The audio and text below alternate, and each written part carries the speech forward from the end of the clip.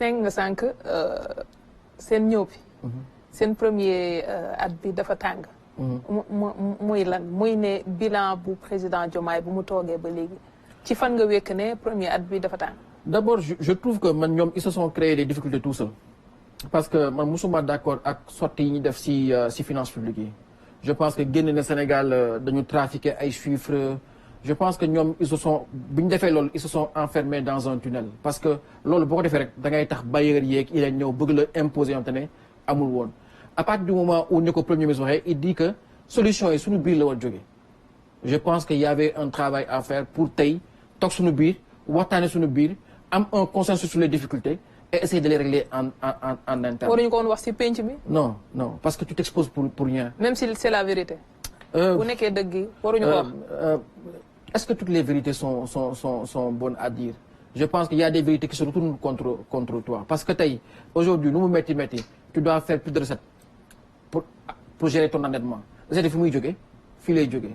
Qu'est-ce que tu as prévu? Tu as juste prévu une stratégie de mobilisation à moyen terme. Aujourd'hui, si on ne fait pas un consensus sur la fiscalité au Sénégal, sur les recettes au Sénégal, barki démb maa ngi gis ñuy des journaux yi ne les recettes ont augmenté à 60 milliards. Mais ñëpp ñi nekk dans le privé xam nañu que entreprise ñu ngi bëgg a dee ak ay ATD. ATD par-ci, ATD par-là. C'est très difficile pour le secteur privé.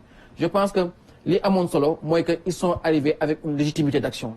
Dañ la fal à 54%. Et cette légitimité-là mayuloo pour nga dire ñoo ma faloo lu ma neex def ñu ñoo moom réew bi projet bi la non daf la may une légitimité pour réformer l'État. Et à ce niveau-là j'attends beaucoup de réformes yoo gisuguma ko. Je pense que gisuma rupture yu ma doon xaar gisuma changement bu nga xamante ne man Abba Mbaye gis naa ne waaw ah non lii vraiment nag c'est extraordinaire lii c'est une vraie réforme. Et au fur et à mesure que ñuy avancer chaque conseil des ministres dañuy gis ay réformes yu ñuy dugal yoonte ne moom la ñuy xaar on les attend. La dernière fois dama lire conseil des ministres bi passé où l'État revient sur la question du financement de l'économie, sur la nécessité de fédérer les instruments de financement.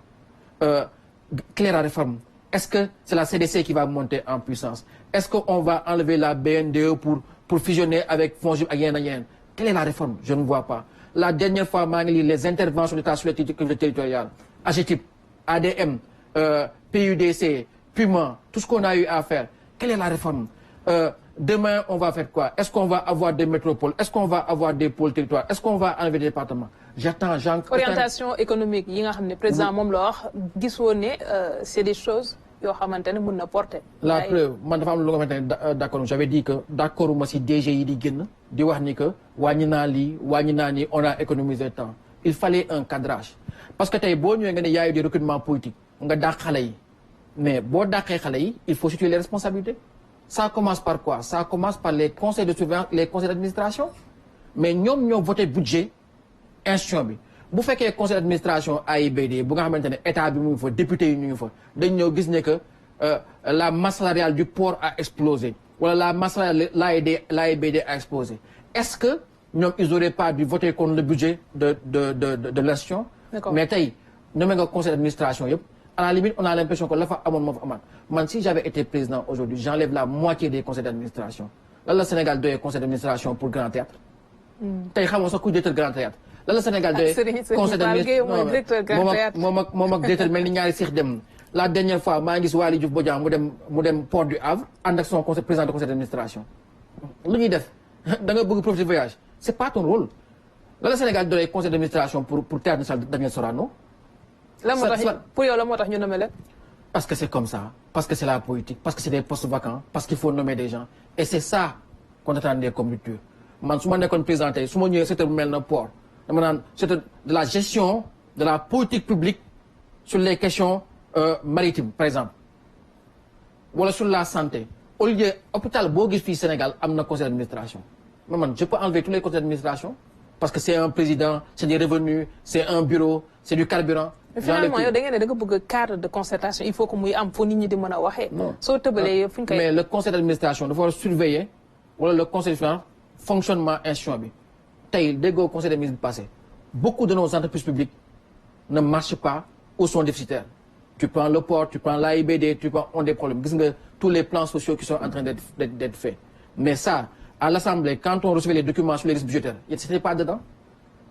Tey au lieu d'avoir 14 hôpitaux 14 conseils d'administration man su ma doon ñoom damay transformer teg benn unité d'appui à la performance hospitalière entre le ministère de la Santé et le ministère des Finances, chargé de superviser le fonctionnement de tous les hôpitaux. Au lieu d'avoir un conseil d'administration pour le port, pour le CIRN ou pour l'ANAM, je préfère avoir une unité d'appui ou de suivi auprès du ministre. Ça suffit amplement. C'est ça que j'appelle des ruptures dans la gestion, plutôt que de reconduire les mêmes postes. Nous, les gars, amat SR, nous, les gars, nous, les auto, 4x4.